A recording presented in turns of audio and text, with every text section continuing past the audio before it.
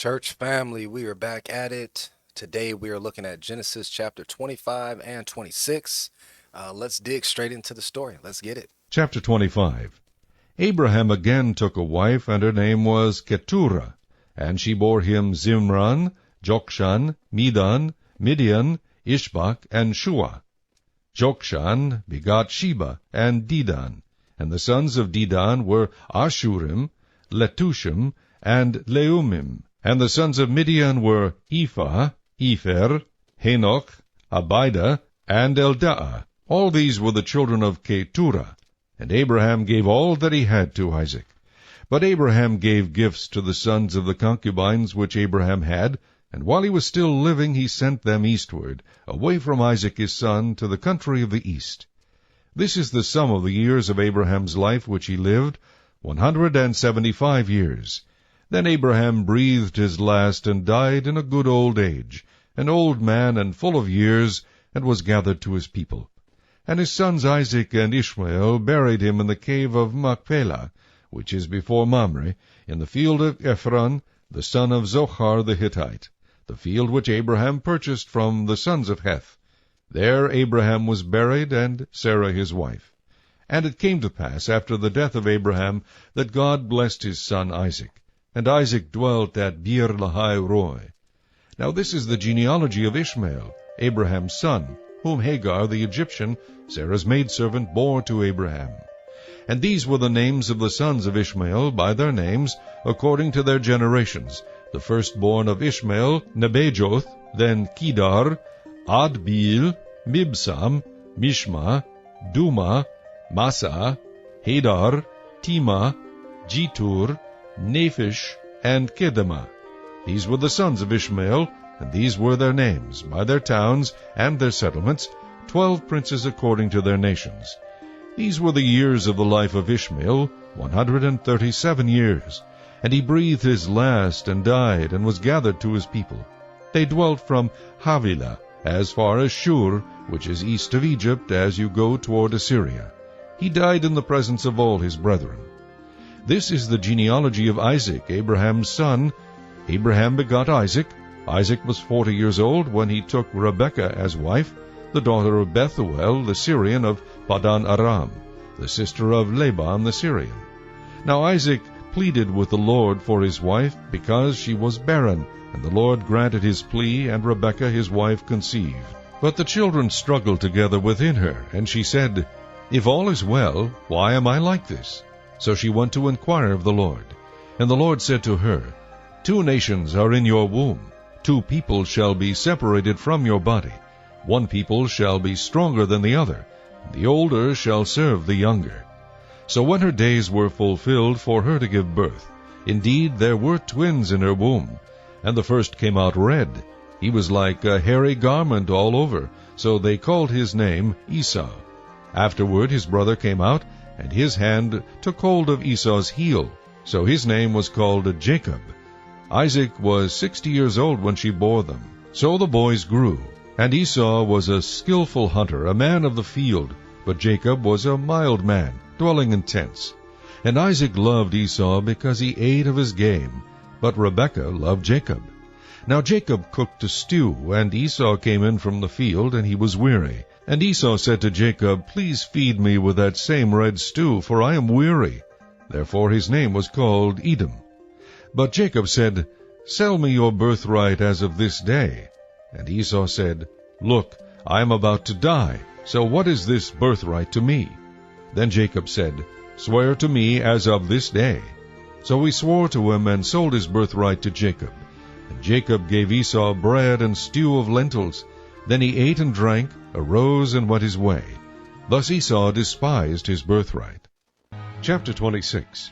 There was a famine in the land, besides the first famine that was in the days of Abraham. And Isaac went to Abimelech, king of the Philistines, in Gerar.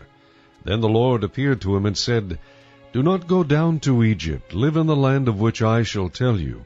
Dwell in this land, and I will be with you and bless you. For to you and your descendants I give all these lands, and I will perform the oath which I swore to Abraham your father. And I will make your descendants multiply as the stars of heaven.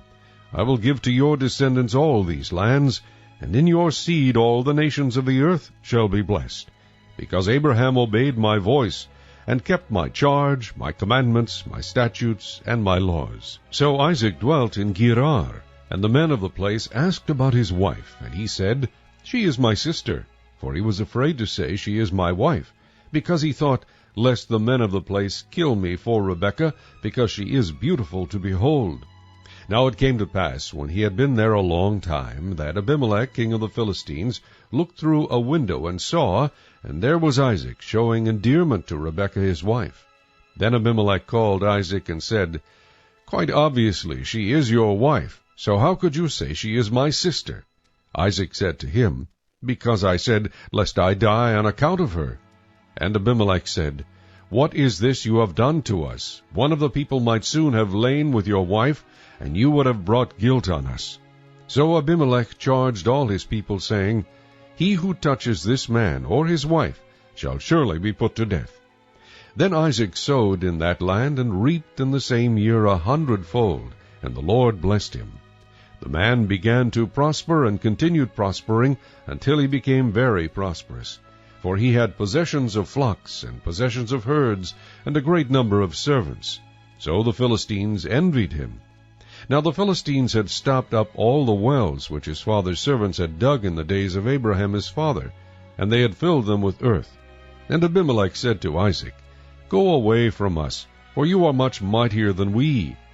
Then Isaac departed from there, and pitched his tent in the valley of Gerar, and dwelt there.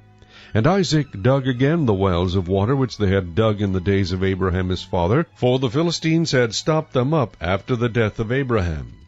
He called them by the names which his father had called them. Also Isaac's servants dug in the valley, and found a well of running water there. But the herdsmen of Gerar quarreled with Isaac's herdsmen, saying, The water is ours. So he called the name of the well Esek, because they quarreled with him. Then they dug another well, and they quarreled over that one also. So he called its name Sitnah. And he moved from there, and dug another well, and they did not quarrel over it.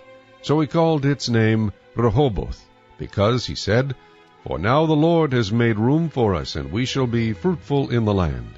Then he went up from there to Beersheba. And the Lord appeared to him the same night, and said, I am the God of your father Abraham. Do not fear, for I am with you. I will bless you and multiply your descendants for my servant Abraham's sake. So he built an altar there, and called on the name of the Lord. And he pitched his tent there, and there Isaac's servants dug a well. Then Abimelech came to him from Gerar with Ahuzzath, one of his friends, and Phicol, the commander of his army. And Isaac said to them, Why have you come to me, since you hate me, and have sent me away from you?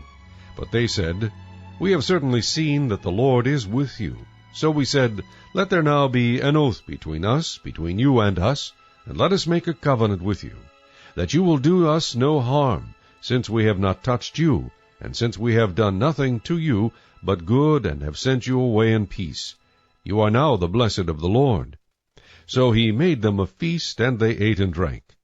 Then they arose early in the morning, and swore an oath with one another, and Isaac sent them away, and they departed from him in peace. It came to pass the same day that Isaac's servants came and told him about the well which they had dug, and said to him, We have found water. So he called it Sheba. Therefore the name of the city is Beersheba to this day. When Esau was 40 years old, he took as wives Judith, the daughter of Beeri the Hittite, and Basemath, the daughter of Elon the Hittite. And they were a grief of mind to Isaac and Rebekah. There is so much to what happens in Genesis 25, not just for that time period, but historically what happens many, many generations after. When you look at the religion of Islam, Esau plays a crucial role in the theological view of Islam at its foundation. As we see biblically, it is beyond dispute that Esau was not the promised child. He was not a part of the promised spiritual lineage. And there's so much we could say on that, so many places we can go, but we'll just table it there for now, that biblically it is beyond dispute that the line of the Messiah and the messianic promise actually flows through Jacob, even though Esau was the firstborn. It's here in the story that we see Esau sells his birthright, and there's so much that can be said of that because with the birthright came the lineage of spiritual promise. But in a moment of fatigue, in a moment of hunger, the very first thing that he was willing to sacrifice was his birthright. Literally sold it for a bowl of vegetable soup. And it says in Genesis chapter 25, verse 34, thus Esau despised his birthright. And we are warned against having the type of mentality that Esau had, in the sense that we have to value our spiritual promises, our spiritual heritage, and what God has allowed us to be born into through the new covenant. As we venture into Genesis chapter 26, we see more take place with Isaac and his experience trying to find stability as he travels. And ultimately, in the end, he is brought back to the very beginning place where Abraham started it all off in Beersheba.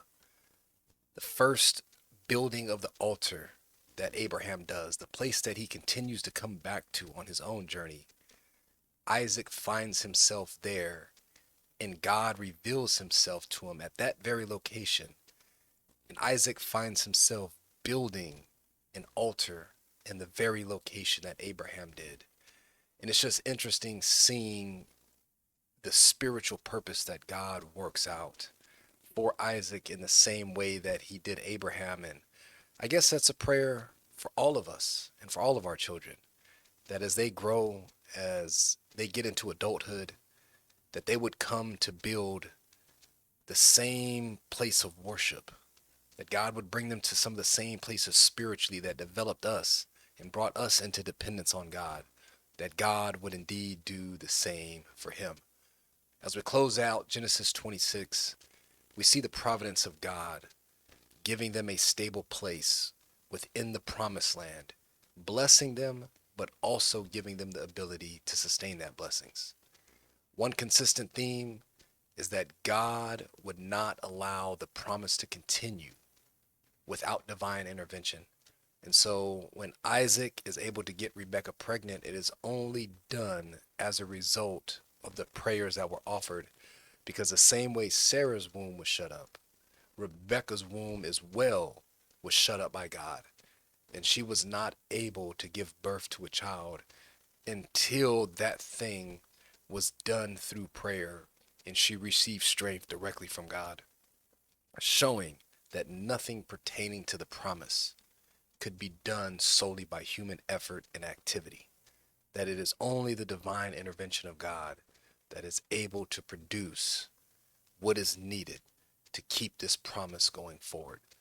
And as we see many, many generations later, bringing about the birth of our Messiah, Jesus Christ. Awesome day today. We're on day number 20. Let's keep it going, church family. Bible train rolling.